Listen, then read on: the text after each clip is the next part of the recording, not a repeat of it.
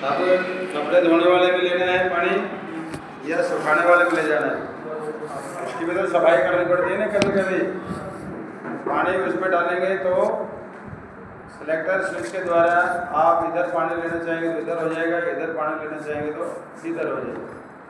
ठीक हो गया? तो और स्पीड सिलेक्टर स्विच का काम क्या हो गया? स्पीड सिलेक्टर स्विच का काम क्या हो गया? देखिए, एक इस प्रकार से चलना और एक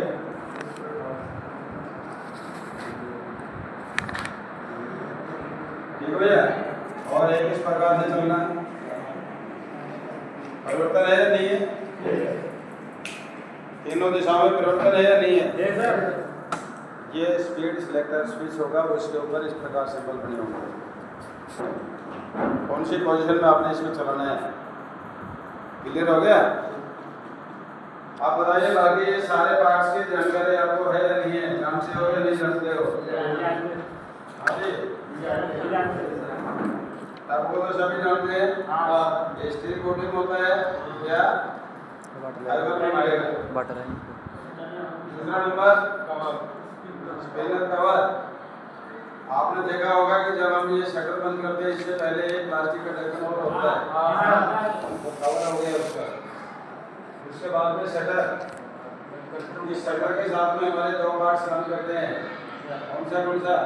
एक तो ब्रेक और दूसरा मशीन को ऑन करने का। तो इसमें ना स्पिनर डालना है सर, इसको बोलते हैं जार। स्पिनर डालना इसको बोलते हैं जार, है ना? ऊपर वाला हाँ, इसको जार बोलते हैं। उसका ड्रम बोलते हैं। आप ड्रम बोलते हैं ना? हाँ, ड्रम बोलते हैं। और ये स्पिनर जो कवर होता है, स्पिनर कवर का जो कपड़े से डलता है, ड्रम के अंदर भी कवर आता है। कपड़ा वो ऊपर में स्लीव प्लास्टिक एक प्लेट आती है, टूटी जैसी बंद रहती है। और ये जो इसका शटर जो है, इसके ऊपर एक डोर आता है प्लास्टिक वाला। उसके बाद एक और ढक्कन आता है जो ऑन का और ब्रेक का काम करता है। इसमें वो कनेक्ट होते हैं दोनों चीजें, उसको हम डोर बोलते हैं, ऊपर वाला स्पीड डोर। इसके बाद में मतलब है कि हिंदुस्तान को कितना ही बिगाड़ लो, हिंदुस्तान को कितना ही बिगाड़ लो, कंपनी वाले ने जो नाम रखा है वो वहाँ से चल करके और बाद तक जब पहुँचा है तो उस एरिया वाइज उसका नाम कुछ और होता चलेगा। पंडित जी आते हैं, बढ़िया सा नाम रखे जाते हैं, फिर उसको और बाद में पता नहीं कोई किसी को गोलू कह के बोलता है, कोई टिंकू कह के बोलता है, कुछ बोलता है। और ये जो ब्रेक शू है ना, इसको क्लच ब्रेक बोलते हैं। मशीन में बता दो सर, बात समझ में नहीं आ रही।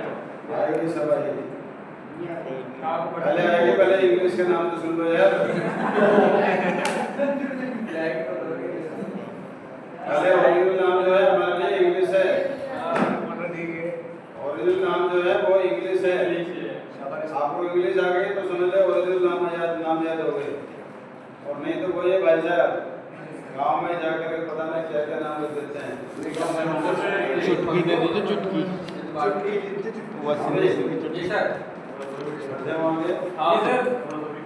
चलिए इनके कान में बता देना, बिल्कुल जो भी यहाँ कहते हैं वो इनके कान में बता देना।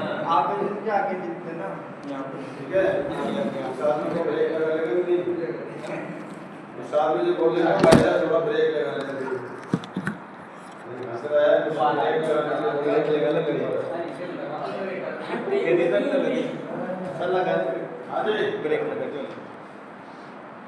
शटर का काम क्या है? बंद करने का मतलब नहीं है इसका। इसका काम हो गया कि आपकी मशीन स्पिनर जो है वो आपका इसके ऑर्डर के बगैर काम नहीं करेगा। इसका मतलब इसके साथ कोई एक स्विच ऐसा जोड़ा जाता है जो मेन सप्लाई उसके अंदर एंट्री करती है और उसके बाद फिर ये आगे सप्लाई जाने देता है। तो इसका काम क्या हो गया? Door switch. इसके साथ में जो स्विच लगाया है वो इस शटर के साथ में काम कर रहा है, तो इसका नाम हो गया door switch. Okay, door switch में कितने कनेक्शन पॉइंट है? कितने हैं? दो। एक दिन का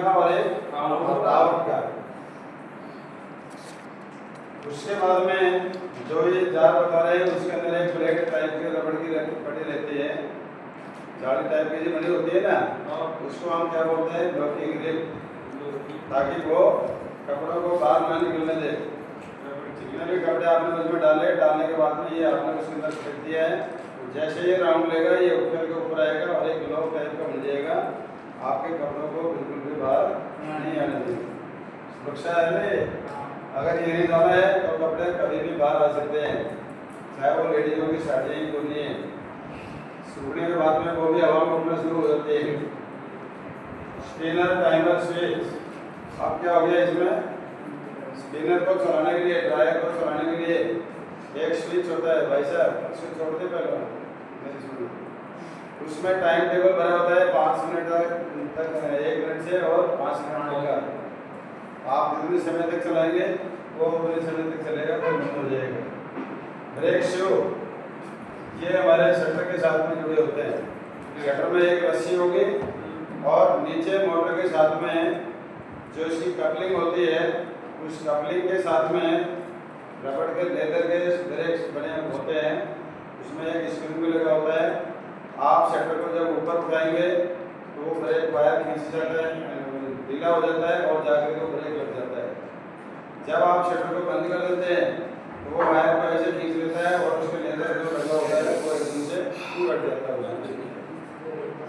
सर ये पाँचों नंबर का जो लॉकिंग, ये क्या है 5 नंबर का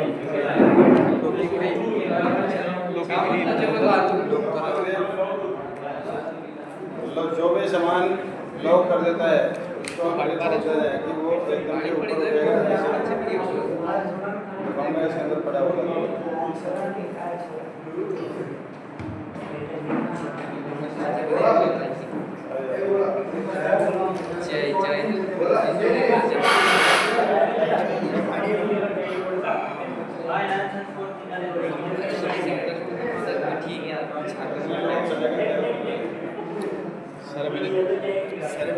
सर शपथ भंग हो गई।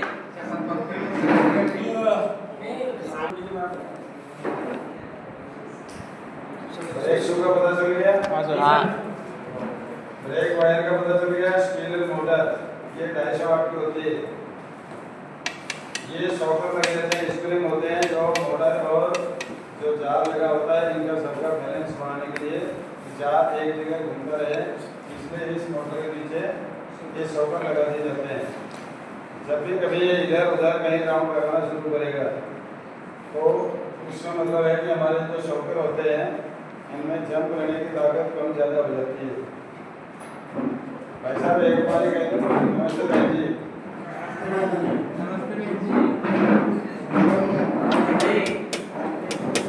अभी ट्रांसमिशन इसको हम बोलते हैं सील फोर्स। ये हर एक मोटर के अंदर थोड़ी सी शेप अलग अलग टाइप में आएगी। जब आप कंपनी का नाम लोगे तो उसी के साइज के आपको सील फोर्स दोबारा मिलेगी। इसको हमने क्या करना होता है, जब हमारा ये जार इसमें जो पानी निकल के और मोटर में पानी जाने लगता है तब हमें आभास होता है कि इससे सील फोर्स कट गए हैं। ठीक भैया, ये सील फोर्स आपने पुराने वाले जो हम निकालेंगे तो इसको लगाने के लिए एक तो एयर टाइट की जरूरत पड़ती है,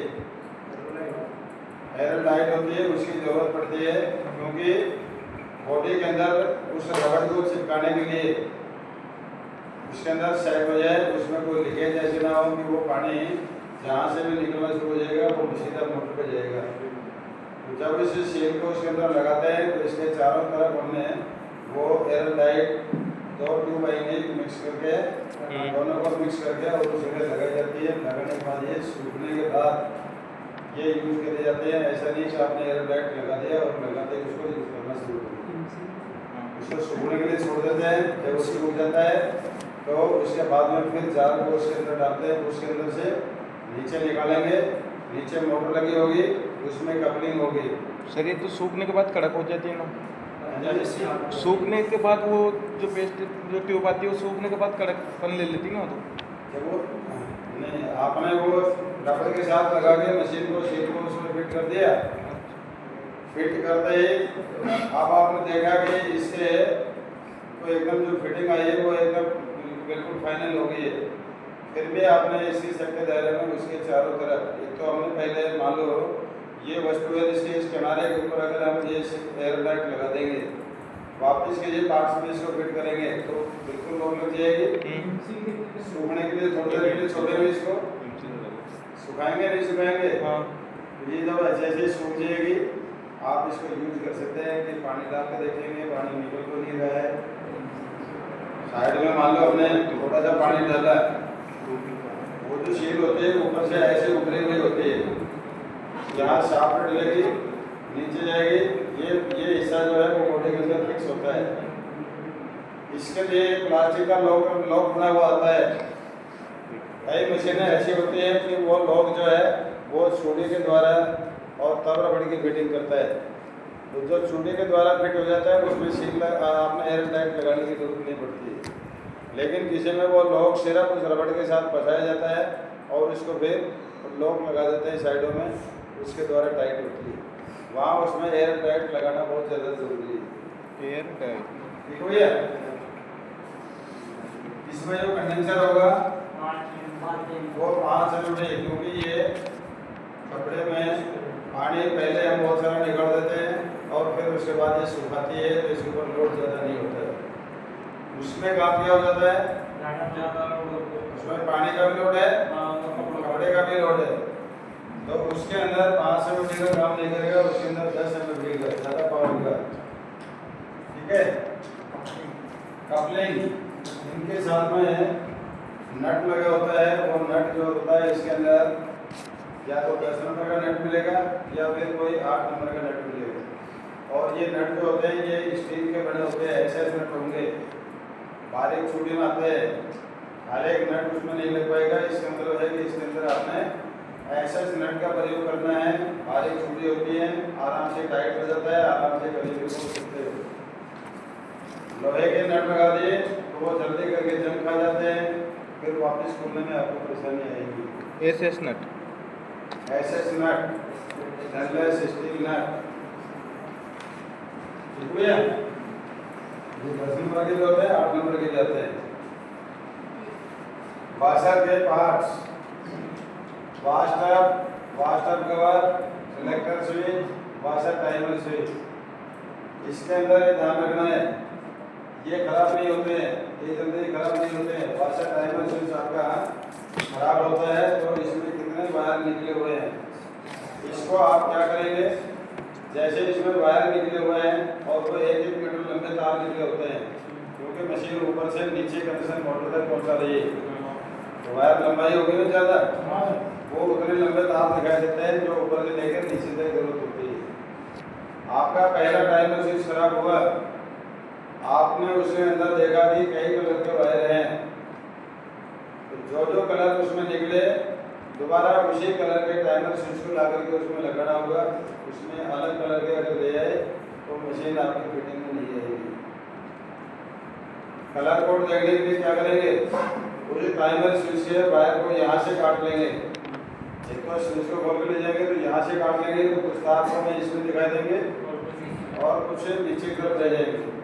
बाजार से गए, आपने वो कलर कोड दिखाए, आपको टाइमर स्विच निकाल कर देगा तो उसमें फिटिंग करने वाले पेज भी बिल्कुल सेम उसी आकृति में दिखाई देंगे। वापस आए, कलर कोड से कलर कोड को जोड़ते चले गए। जिस कलर का तार आपका मान लीजिए एक रेड निकला वो मेन सप्लाई का था, ठीक है, एक ऑरेंज कलर का निकला वो रनिंग वाइंडिंग का था, एक ब्लू कलर का निकला वो स्टार्टिंग वाइंडिंग का था, ब्लैक वायर आ रहा है वो हमारी नेगेटिव लाइन का है। बाजार में इनमें सब में अब देखिए नीचे नेगेटिव जुड़ करके ऊपर नेगेटिव किसी चीज़ की जरूरत पड़ेगी। टाइमर स्विच में नेगेटिव की जरूरत नहीं है, लेकिन बाजार तो लग रहा है ना ऊपर, बाजार में हमारा एक सिरा नेगेटिव का होगा और एक सिरा पॉजिटिव का होगा। ठीक है भैया, तो बाजार में ये कौन से कलर का तार आ रहा है, आप उसमें जो नया स्विच लाए हैं उसी में उसी कलर का तार उसके साथ जोड़ देंगे, तो बाजार का काम पूरा हो गया। रनिंग को रनिंग से जोड़ दिया, स्टार्टिंग को स्टार्टिंग से जोड़ दिया, मेन को मेन से जोड़ दिया, तो स्विच के कनेक्शन दोबारा हो गए। समस्या है क्या? कभी भी स्विच के अंदर से तार निकाल के नहीं ले जाते हैं, हमेशा बीच में से कटिंग करके ले जाते हैं। तो आराम से आ सकते हैं ना ये स्विच। हाँ जी। उसके बाद में ड्रेन स्विच। ड्रेन स्विच की पोजीशन क्या है? क्या इसमें कोई मेन सप्लाई का तार जुड़ेगा? इसमें मेन सप्लाई नहीं जुड़ेगी, इसके अंदर पानी निकालने का सिस्टम है। पास पोजीशन में कर दोगे तो बाहर पानी निकलना बंद हो जाएगा, और ड्रेन पोजीशन में कर दोगे तो पानी बाहर निकलना शुरू हो जाएगा। इसके मतलब इसमें कोई भी कनेक्शन मेन सप्लाई का नहीं है। इसमें क्या होता है, एक वायर होती है, एक बेल्ट होती है जो इतनी छोटी होगी प्लास्टिक की से, और वो नीचे जाकर के जो हमारा लोहे की लगा होता है उसमें जाके वो बन जाती है। आप इसको ऐसे ऐसे करोगे तो क्या होगा कि एक बार तो वो टाइट होगा, एक बार ढीला हो जाता है। ढीला होने पर बंद हो जाता है और खींचने पर रास्ता खुल जाता है, पानी बाहर निकल जाता है। बताया था ना भाई, कचरा बच जाता है तो क्यों बच जाता होगा? बताए थे रीजन। पानी को डेली अगर साफ कर देते हो तो कचरा इकट्ठा नहीं होता। पानी को अगर उसमें भरा हुआ छोड़ दोगे कई दिन के लिए, एक दिन, 2 दिन, 3 दिन के लिए, 1 घंटे 2 घंटे के लिए भी, तो पानी में जो गंदगी तैर रही थी सब धीरे धीरे उसमें जमा हो जाएगी, तो लॉक लग जाएगा, पाइपलाइन चौक हो जाती है। साफ करना होता है दूसरी वजह से। ठीक है भैया। वाशर मोटर, इसके नट जहाँ ये मोटर लगाई जाती है वहाँ पर छोटे छोटे खांचे बने होते हैं। तो जो बेस बना हुआ है वहाँ खांचे बने होते हैं। कई बार बेल्ट इसकी घिस जाती है, लूज हो जाती है, तो चलाते हैं तो वो स्लिप करना शुरू कर देती है। स्लिप कर रही है तो मोटर के नट को लूज करेंगे और मोटर को पीछे की तरफ थोड़ा सा फैला देंगे तो वो बेल्ट थोड़ी सी टाइट हो जाती है। उससे फिर ये स्लिप मारना बंद हो जाएगी। ठीक है भैया। अगर उसमें खांचा बना है और खांचे की जगह दिखाई दे रही है कि आगे पीछे फैला सकते हैं इसको, तो आप उसके नट को लूज करेंगे। 3 नट लगे होंगे, तीनों को नोट खोल करके और हल्का हल्का पीछे की तरफ सरका के फिर नट को वहीं पर टाइट कर देंगे, तो बेल्ट जो है वो कुछ टाइट हो जाती है। कट जाती है बेल्ट तब तो नई लानी पड़ेगी, जिस नंबर की थी उसी नंबर की वापस ला के लगाएंगे। अब आपने मोटर को पीछे सरकाया हुआ था, अब वो थोड़ी सी आगे लेनी पड़ेगी, क्योंकि अब जो न्यू बेल्ट आई है उसकी मोटाई है और जो घिस गई है उसकी मोटाई कम हो जाती है। ठीक है भैया। उसके बाद में एजिटेटर, ये घुमाने का कार्य करता है। इन मशीनों में काफ़ी बड़ा एजिटेटर होता है। उसके नीचे वो शाफ्ट लगी होती है, उनके लिए ट्रांसमिशन लगाते हैं, गियर बॉक्स बोलते हैं। जब भी इसका ट्रांसमिशन खराब होगा तो ये पूरा गियर बक्सा ही बदला जाता है। क्या होता है भैया? साथ में क्या होता है? रजिस्टर, जिसमें सील और बुश लगे रहते हैं।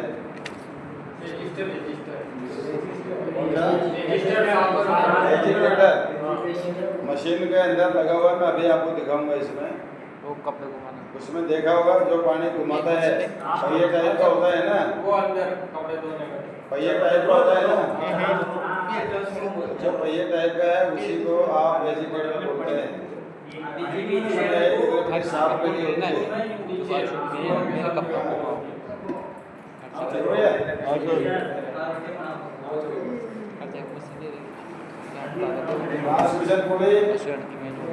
ये ध्यान रखना है, ये जो गियर बॉक्स है इसकी रिपेयरिंग नहीं होती है, इसकी रिपेयरिंग नहीं होगी, गियर बॉक्स पूरा ही खुलेगा। कभी हम गलती से शॉर्ट मार के शाफ्ट बदलने के चक्कर में कि दूसरी शाफ्ट लगा देंगे और उसको बाहर निकालना चाहिए, बाहर नहीं निकलेगा, इसमें लोग लगे होते हैं। ये 4 हाँ, इसका पूरा गियर बक्सा ले जा करके कंपनी का नाम लेना पड़ेगा, कौन सी कंपनी की वो आपकी वॉशिंग मशीन है। आप उस गियर बक्से को कौन से किसी दुकानदार से पूछ सकते हैं कि भाई साहब आपके पास ये गियर बक्सा मिलेगा क्या? ठीक है, या तो सैंपल उठा के ले जाओ, दिखा दो उसको, नहीं तो कंपनी का नाम बोलिए, BPL है, ओनिडा, जो भी कंपनी की है ये। ठीक है। अब उसके बाद में ये पूरे की जानकारी है, बैटरी की जानकारी होगी, मोटर पुड़ी, कंडेंसर 10 एमएमडी का, बजर, ड्रेन पाइप और इनलेट पाइप। अब मशीन करो। ड्रेन पाइप ये आपको मशीन में जो लगाते हैं तो ये भी एयर टाइट से चिपकाना पड़ता है, उसके साथ है कि क्लैंप भी लगी होती है, ठीक है, टाइट पकड़ने के लिए कि पाइप बार बार ना निकले। हो गया, सारे पार्ट्स हो गए। कनेक्शन डायग्राम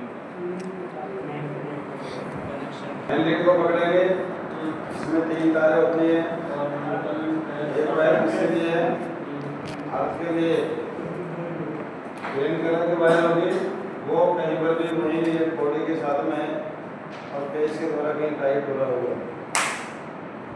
नेगेटिव लाइन कितनी जगह गई है पूरी वॉशिंग मशीन में? 3 जगह। किसी भी वॉशिंग मशीन को खोलें तो आपने सबसे पहले नेगेटिव लाइन कम जगह पर गिर गई है, आपने सबसे पहले नेगेटिव फाइनल करनी होगी। नेगेटिव इसके कॉमन पे, उसमें कॉमन पे और उसमें कॉमन पे, बदर पे 3 जगह गई ना। ये मोटर हमारी स्पिनर मोटर है, वो हमारी वॉशर मोटर है, वो हमारा बजर है। इन सबको नेगेटिव की जरूरत है, तो हमने इसमें जब कभी आप वॉशिंग मशीन किसी की खोल के देखोगे तो यहाँ से काले रंग की तार को पकड़ेंगे और आपने मोटर का कौन से कलर का तार इसके साथ जुड़ा हुआ है, क्योंकि मोटर के अंदर से 3 तार निकले मिलेंगे, running starting common, running starting common. तो आपको 3 तारों के बारे में मैंने क्या बताया था, टेस्ट लैंप से जब टेस्टिंग करोगे रनिंग और स्टार्टिंग पर जब आप टेस्ट की दोनों तारें लगाओगे तो लैंप पूरा दिन जलता है, तो उससे आपको पता चला है कॉमन सिरा है। या दूसरा तरीका, ये वायर कहाँ जाके जुड़ी है, कौन से कलर के तार से जुड़ी है, इन दोनों में कोई कलर धागा के जुड़ा होगा, वही कलर आपका उसमें होगा। ये ध्यान रखना, एक कंपनी जब दोनों मोटरों को बना रही है तो इसका मतलब है कि उसका कॉमन है या इसका कॉमन है, दोनों के दोनों हमारे एक ही कलर के होंगे। इसका भी कलर वही होगा, चाहे ये ब्लू कलर हो सकता है, चाहे ये आपका रेड कलर भी हो सकता है, चाहे ये ऑरेंज कलर भी हो सकता है, चाहे व्हाइट कलर भी हो सकता है। समझ में आ गया ना? जो कंपनी जिसके पास जिस कलर का एक वायर का बंडल इकट्ठा आ जाता है, उसको 3 तारों की जरूरत होती है, तो वो उसी बंडल में से काट के इसका और बनाएगा और इसके लिए बनाएगा, करेगा नहीं करेगा? तो इसका मतलब क्या है, कॉमन सिरा जो बनाया उसमें कौन से कलर का तार जुड़ा, और रनिंग का था उसमें कौन से कलर का तार जुड़ा है, और स्टार्टिंग का था उसमें कौन से कलर का तार जुड़ा है। इसको हमने कैसे पहचानना है? देखिए, यहाँ कलर कोड आपको पता चला, हो सकता है ये ब्लू कलर आ रहा हो और उधर में ब्लू निकला हुआ है, तो आपने ब्लू वायर यहाँ पर इसको मोटर का ये तो आधा बेंच सप्लाई का ब्लैक वायर है, लेकिन इसका ब्लू और यही जाकर के अगले उसके उस ब्लू में, और यही वायर आगे जाकर के बजर के साथ जुड़े, बजर में जा रहा है वो ब्लैक कलर की वायर हो सकती है, ठीक भैया? बजर में ब्लैक कलर की वायर हो सकती है, तो आपने देखना है कि ये हमारा ब्लैक था, बजर का ब्लैक था, लेकिन मोटर से कौन से कलर का तार कॉमन निकला, आपने वो जब इसमें लीड जुड़ी हुई देखेंगे तो आपको वही से पता चल जाएगा इसमें ये नेगेटिव है, ये किसी कंडेंसर से नहीं जुड़ा हुआ है। अगर ये कंडेंसर से जुड़ा होता तो क्या इसको कॉमन मानते? नहीं मानते। आप उसके बाद में बच गए हमारे 2 सिरे, 2 सिरे में जो आपके ऊपर से, यानी कि ऊपर से जो स्विच ऊपर लगता है ना, मोटर नीचे है, इसका मतलब हमारे ड्रायर मोटर में जो ऊपर से चल के तार जिस भी कलर के साथ जुड़ा हुआ है, मान लो वो रेड के साथ जुड़ा है तो रेड वायर रनिंग किसका होगा? रेड वायर ही उसका होगा, ठीक है भैया? इसका रेड रनिंग हो गया है तो उसका भी रेड जो है वो रनिंग का ही होगा। उसके बाद ये येलो कलर हो सकता है, ये येलो कलर हो गया, ये रेड कलर हो गया, ये व्हाइट कलर हो गया, या ये ब्लू कलर हो गया, है या नहीं है? तो जो हमारे टाइमर स्विच से निकल के आ रहा है, जो हमारे मेन सप्लाई से निकल के आ रहा है, जो हमारे मोटर से निकल रहा है, सबसे पहले आपने उनके कलर कोड को पहचानना जरूरी है। कलर कोड आपने पहचान लिए तो वॉशिंग मशीन के दोबारा कलर कोड के आधार से ही कनेक्शन करते जाइए। ठीक है भैया, हमने यहाँ से बिल्लू को निकाला तो इसका भी बिल्लू है, इसका भी बिल्लू है, तीनों तार आपके एक जगह इकट्ठे हो सकते हैं ना। उसके बाद ऊपर से ब्लैक आ रहा था, वो भी आपने इसके साथ जोड़ दिया तो बजर के लिए मॉडल पूरा हो गया। अब हमारी फेस लाइन यहाँ से निकली और ये हमने कहाँ पहुँचा, ये वास्तव टाइम और स्विच ऊपर लगा हुआ है, सप्लाई के लिए नीचे है। यहाँ से जो ऊपर लेके गए हैं, जो इसके साथ जुड़ा है, वो कौन से कलर का तार है? फेस वो जो तार है वो कौन से कलर का है? रेड। वो इसके साथ जुड़ेगा और जुड़ करके डोर स्विच पे जब ये पहुँच गए तो डोर स्विच के इसी सिरे से एक वायर उधर पे गई होगी, एक वायर मेन सप्लाई के आगे जुड़ी होगी। उसके बाद इसके ऊपर वाले से, क्योंकि डोर स्विच का मतलब हो गया कि शटर को जब बंद करते हैं तो ये ऊपर उठता है, उसमें इस प्रकार से नोब बनी होगी, नोब जब इसके नीचे ऐसे टकराएगी तो ये ऊपर उठेगा ना, ऊपर उठते ही ये इसके साथ टच हो जाएगा तो ये करंट इसमें आ जाएगा। यहाँ आकर के टाइमर स्विच को जब आगे की तरफ घुमाओगे तो ये पॉइंट इससे टच हो जाएगा और ये करंट आपका कौन सी वाइंडिंग पे आ गया? रनिंग पे। क्योंकि आपने रनिंग का कलर कोड पहचान लिया, ये रनिंग का कलर कोड है, तो जो इससे सप्लाई आएगी वो रनिंग के साथ ही जुड़ेगी, क्योंकि ये मोटर एक ही दिशा में काम करती है। ये मोटर एक ही दिशा में काम करती है, राइट साइड में। तो आपका ये रनिंग का जो इसका ये फाइनल हो गया है। और जो मोटर के साथ सिर्फ कंडेंसर का एक तार जुड़ा हुआ है, उसमें और कोई तार नहीं जुड़ा हुआ है, तो आप उसको पहचानेंगे कि ये स्टार्टिंग वायर है। उसी कलर का वायर उधर निकला होगा, उसी कलर का वायर रनिंग का निकला होगा, उसी कलर का कॉमन का निकला होगा। दोनों मोटरें एक ही मालिक ने बनाई है, तो कॉमन में वो फाइनल लेके चल रहा है कि ये कलर कोई भी मोटर नहीं हो रही, उसमें ये फाइनल। ठीक है, यहाँ आ जाने के बाद यहाँ तक की क्रिया समझ में आ गई। ये पहले ऑन होगा, कब होगा ये? जब शटर बंद होगा। यहाँ ये टाइमर स्विच को ऑन कर देंगे, ऑन करते ही इसमें करंट आ जाएगा। टाइम पीरियड होगा तो टाइमर स्विच ऐसे ऐसे वापस करके इस जगह आ जाता है, फिर ये इसके ऊपर से दबाव हटा के ये ऑटोमेटिक फिर इसके अंदर मोटर बंद हो जाएगी। क्लियर है? अब उसके बाद में ये तार हमारा बजर में आया ना, वैसे टाइमर स्विच में आया। इसके अंदर मैंने एम पे एम से संकेत दे दिया, ये मेन लाइन रनिंग आर से मतलब ये रनिंग लाइन होगी, स्टार्टिंग, एस का मतलब है स्टार्टिंग लाइन होगी, ब्रेक, और बी का मतलब है बजर लाइन। ठीक है भैया, इसी कलर के तार यहाँ से आ रहे हैं, इसी कलर के तार मोटर से निकले हुए हैं।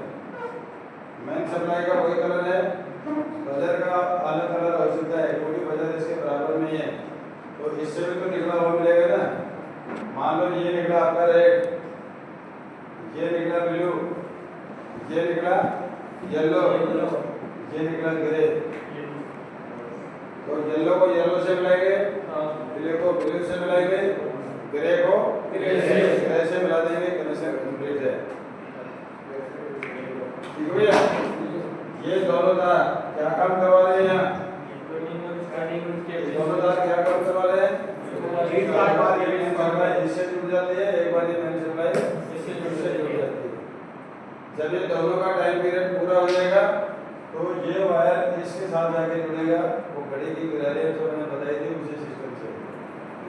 तो लास्ट में 1 मिनट तक बजर तक भी सप्लाई देगा, उसके बाद ये पूरा स्विच ऑफ हो जाएगा, फिर ना बजर बजेगा ना वो है, फिर आप जैसे स्विच को ऑन करोगे फिर दोबारा चालू हो जाएगा। क्लियर होगा? सर भाई साहब समझ में आ गया? अब हकीकत बताना समझ में आ गया है। मैं इसके कनेक्शन साफ करवा रहा हूँ और फिर आप में से बुला करके कनेक्शन बनवा के देखूंगा, क्योंकि प्रैक्टिकल करने से पहले एक्सरसाइज ज़्यादा जरूरी है। हर समय कॉपी हाथ में लेकर नहीं बैठना है, आपने पहले इसको बना करके कनेक्ट देखना है कि कर सकते हैं या नहीं कर सकते हैं। एक बार पार्ट्स का नाम देख लीजिए। और कनेक्शन को अच्छी तरह से समझ लीजिए। फिर मैं इसको साफ कर रहा हूँ, फिर मैं बनवा कर देखूँगा। अच्छी तरह माइंड मार लीजिए थोड़ा जैसे